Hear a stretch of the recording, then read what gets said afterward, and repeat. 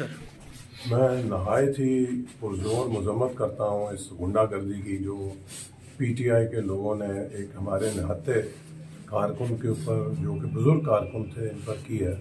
और ये इस बात की दलील है कि ये अपनी गुंडागर्दी की जो एम्पायर थी या जो जागीर थी, उसकी शिकस्त व रेख देख कर ऐसे ऊँचे हथकंडों पर उतर आए हैं। और ये हमारे सिपाही थे। हमने अमन, तालीम और तरक्की की जो तहरीक शुरू की है, ये उसके एक सिपाही थे।